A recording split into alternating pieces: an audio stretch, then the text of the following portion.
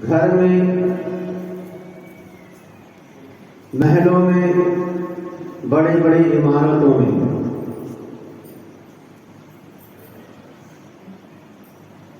घर गृहस्थी में रहते रहते आदमी होता है बहुत रह लिया है,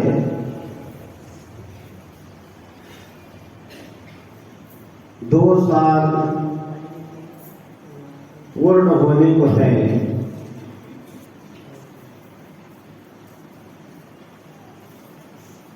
हमने कोई तीर्थ की वंदना नहीं की है। बहुत से लोगों के मन में विचार आता है और वह तीर्थ यात्रा के लिए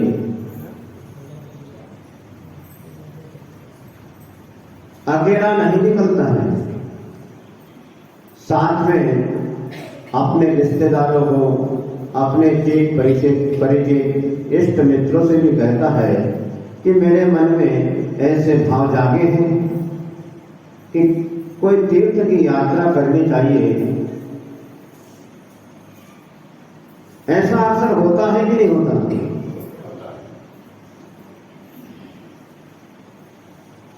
भैया आप भी चलिए, मेरा मन ऐसा बोल रहा है। हाँ हाँ ठीक है, आप भी चलिए। 2 4 5 7 10 लोग अगर बड़े आदर के साथ यात्रा करने निकलते हैं। इस प्रकार पौराणिक घटना है। युधिष्ठिर, अर्जुन, नकुल, सहदेव आदि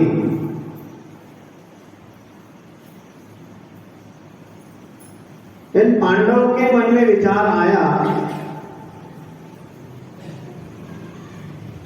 कि हमें तीर्थ यहां पर चलाइए, काशी, बनारस, प्रयाग जाना चाहिए। तो उन्होंने सोचा हम चल रहे हैं, हमारे साथ यदि नारायण श्री कृष्ण यदि चले और आएगा। सबने विचार बनाया। एक पौराणिक घटना है महाभारत की, हमने सुनी है और कई पुस्तक में पढ़ी भी है, वही आपको बता रहे हैं। तो पांडव आदि नारायण श्री कृष्ण के निवास स्थल पर पहुंचते हैं, अभिवादन करते हैं। नारायण श्री कृष्ण भी उन्हें सम्मान पूर्वक बिठाते हैं। आपस में चर्चा होती है, क्या बात है आपने आज एक साथ सभी लोग आए, कैसे क्या याद किया? तो पांडव ने कहा हमारा विचार काशी, बनारस, प्रयाग, गंगा स्नान करने का हुआ है। तो हमने सोचा क्यों ना आपसे निवेदन किया जाए कि आप भी हमारे साथ और हम आपके साथ गंगा स्नान के लिए चले। तो नारायण श्री कृष्ण ने उन लोगों से कहा अपने कार्य की व्यस्तता बताते हुए कि देखिए मैं तो आपके साथ नहीं चल पाऊंगा, अभी बहुत से काम बाकी है, अभी मैं व्यस्त हूं। तो युधिष्ठिर ने कहा आप चलते तो बहुत अच्छा होता,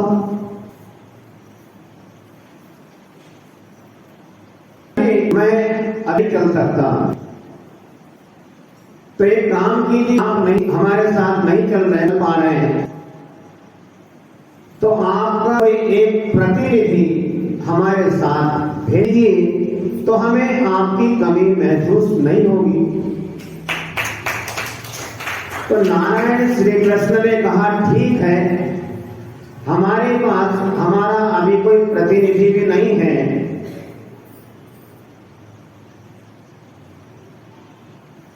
तो एक काम कीजिए, आपके प्रतिनिधि के रूप में आप कोई वस्तु।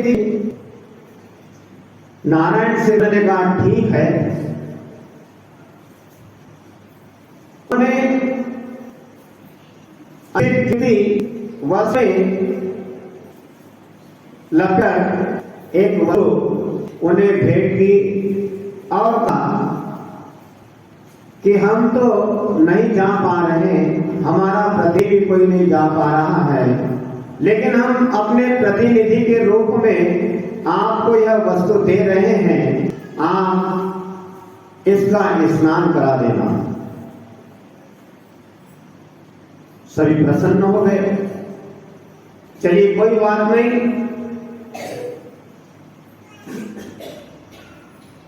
शक्कर की जलेबी नहीं तो कोई बात नहीं, गुड़ की जलेबी से ही काम चला लिया जाएगा।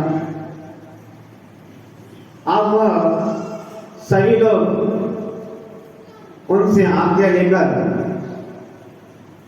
उस वस्तु को लेकर तीर्थ यात्रा के लिए निकलते हैं। तीर्थ यात्रा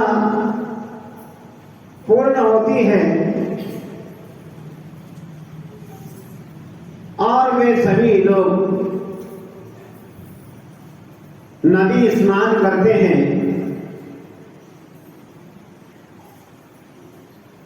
अपने सिर के ऊपर रखकर जो नारायण श्री कृष्ण ने जो वस्तु दी थी, बड़ी श्रद्धा भक्ति के साथ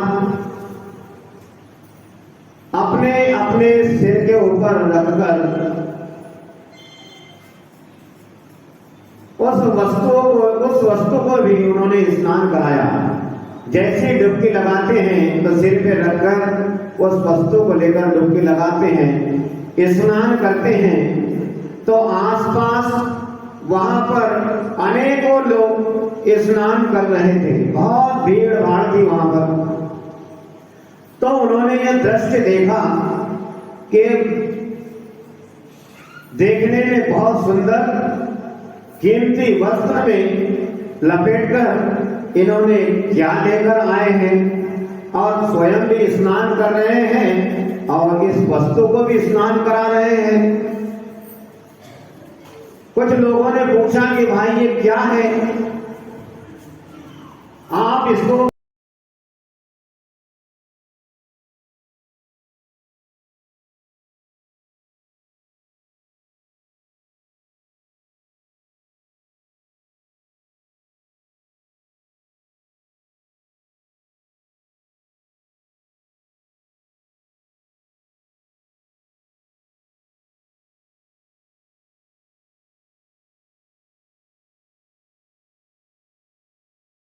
श्री कृष्ण जी ने यह वस्तु हमें दी है और कहा है आप भी करो और इसे भी स्नान कराना।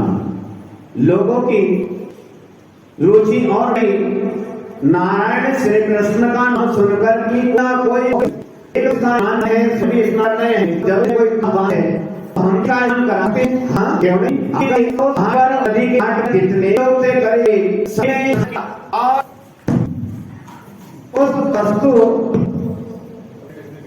का भी स्नान कराया। इस कराने के बाद लोग वापस लौटे। नारायण श्री कृष्ण के पास पर पहुंचे, प्रसन्नता साथ, अब बड़ी प्रसन्नता के साथ पूरी चर्चा सुनाई।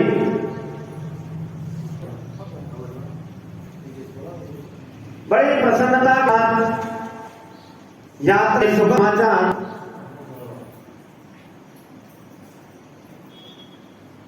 नारायण श्री कृष्ण को सुने हैं। बड़ी प्रसन्नता के साथ नारायण श्री कृष्ण भी हैं और चर्चा को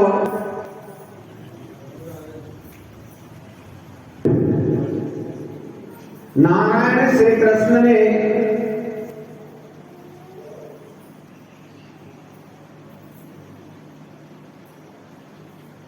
उन सभी से कहा, चलो बहुत अच्छी बात है, आपने यात्रा के सुखद समाचार सुनाए।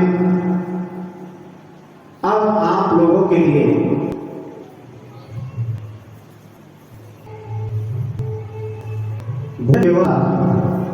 कल हमें वाह, और इसका हो सकता मिल जाए तो क्या बात है। सभी प्रसन्न हो गए, बहुत अच्छी बात है, ठीक है। दूसरा दिन निकला, समय पर सभी लोग भोजन के लिए पहुंचे।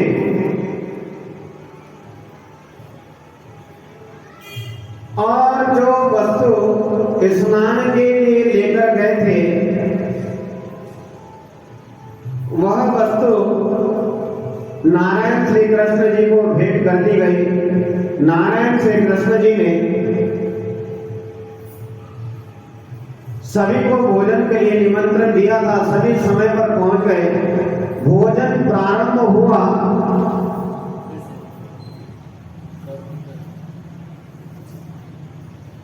जैसे ही मिष्ठान मुंह में पहुंचता है तो सभी लोग मुंह बनाते हैं। कोई मुंह बना रहा है, कोई थू कर रहा है, कोई आपस में कहता है ये कैसा मिष्ठान है। मिष्ठान किसको कहते हैं? जिसमें मिठास होती है। कहीं कोने में भी कोई छुपी हुई कड़वाहट नहीं होती है।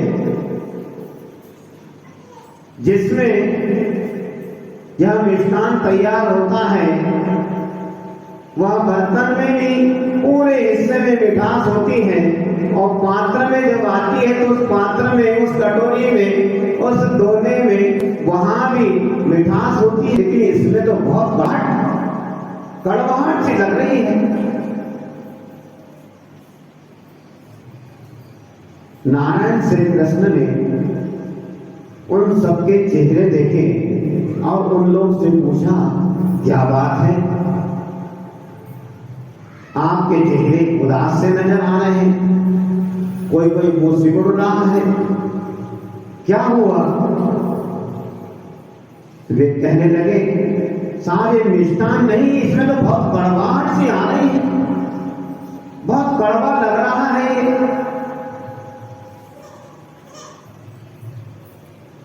तब नारायण श्री कृष्ण उनसे कहते हैं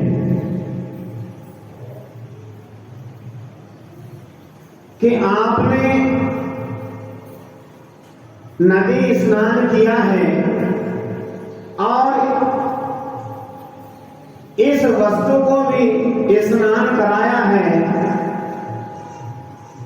और आपने सारी घटना सुनाई कि उस घाट पर, उस नदी किनारे हम ही नहीं, करीब करीब जितने भी लोग थे, हजारों लोगों ने इसका स्नान कराया है।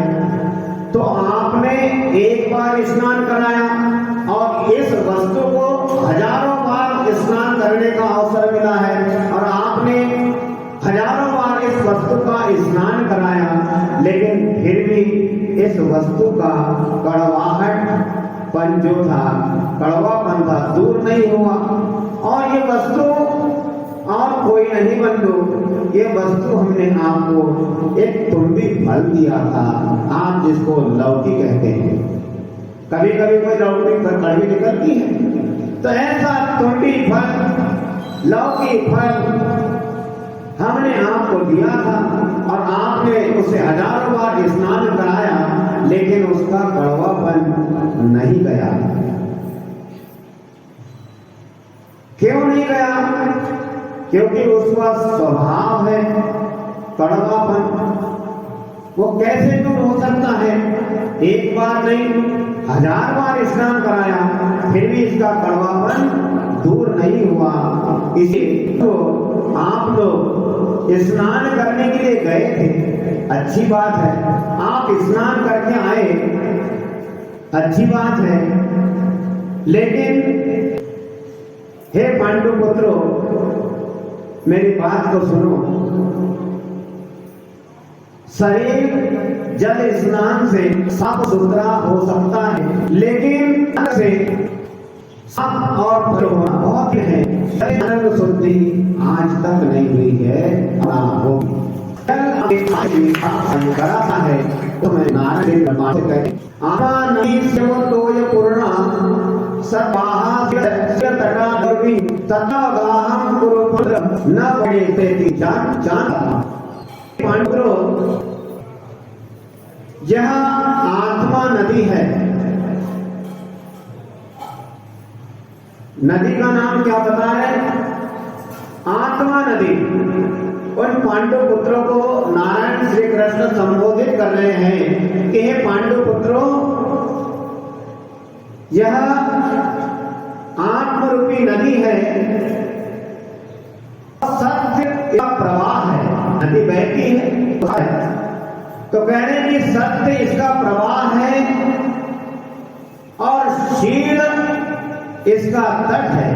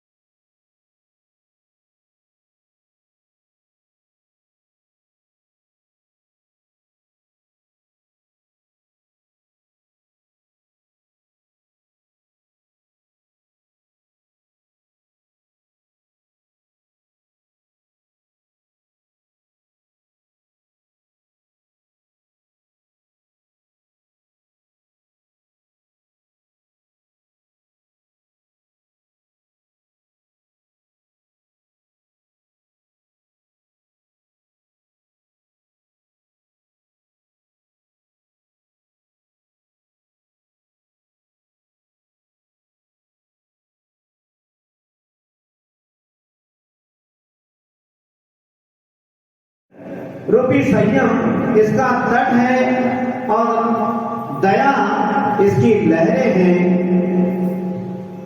इसमें स्नान करने अंतर आमा विधि को प्राप्त होती है। जब स्नान करने से अंतर आमा विधि नहीं है, आप वहां से तन को इतना ही साफ अपने बनाते हो नहीं बनाते, शाम को नहीं बनाते, सूर्य अस्त होने पहले चौका बन जाता। भगवान स्वामी का देश और आप संदेश का पालन करने वाले जयासन में इस रूप से बात बताई है, रात्रि भोजन का त्याग होना चाहिए। तो आपने संध्या काल में या दिन में आपने भोजन बनाया, गर्मी के दिन है और आपका बर्तन खाली हो गया, आपने उसमें का भोजन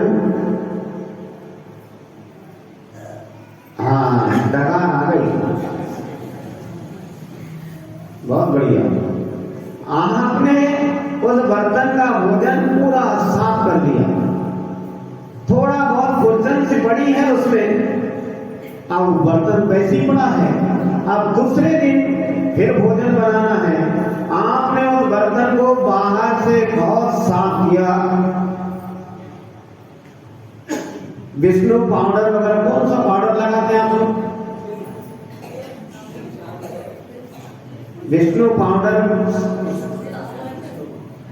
बर्तन धोने का पाउडर लगा के ब्रश से या अच्छे तरीके से उसको साफ किया, लेकिन अंदर से नहीं किया।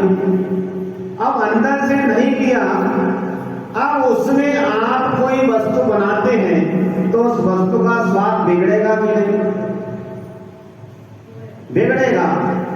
इसीलिए बाहर से आप बर्तन हो चाहे आपका शरीर हो, कितना भी साफ करोगे तो अंतरंग शुद्धि कभी भी नहीं होने वाली। अंतरंग शुद्धि के लिए ये आत्म रूपी नदी है, इसमें स्नान करना होगा। इसमें जब तक हम स्नान नहीं करेंगे तब तक अंतरंग शुद्धि हो नहीं सकती। आचार्य भगवान उपदेश देते हैं कि हे पंडितों, बस संबोधन करते हैं। आचार्य भगवान है, कहते हैं कि हे पंडितों, यदि तुम अपने पापों का नाश करना चाहते हो तो अत्यंत पवित्र तथा आश्चर्य के करने वाले उत्तम इस आत्म ज्ञान रूपी तीर्थ में स्नान करो, क्योंकि जो अंतरंग का मल अन्य तीर्थों में स्नान करने पर भी नष्ट नहीं होता है, वह अंतरंग मल इस आत्म ज्ञान रूपी सरोवर में स्नान करने से करोड़ों करोड़ों बार स्नान करने की आवश्यकता नहीं है। इस आत्मरूपी नदी में, इस आत्मरूपी सरोवर में एक समय या एक बार स्नान करने से ही आपके पाप कर्म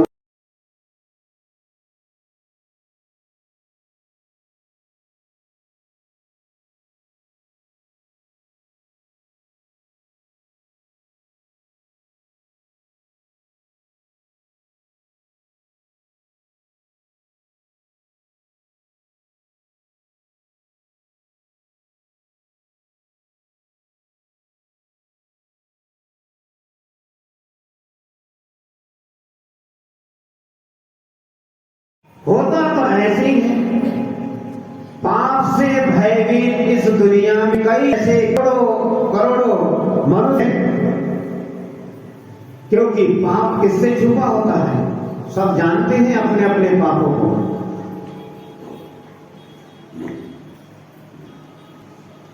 तो करोड़ों करोड़ मनुष्य अपने पाप लिए कोई गंगा, जमुना, सरस्वती, सिंधु,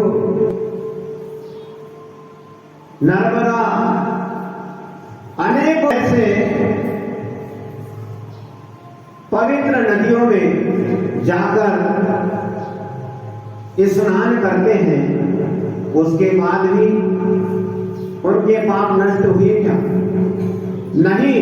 लेकिन ऐसे करोड़ों व्यक्ति ऐसे हैं जो नदियों तालाबों में स्नान करने के बाद अपने आप को कहें कि अब हम पापों से मुक्त हो गए हैं, अब हमारी आत्मा पाप रूपी मल से शुद्ध हो गई है।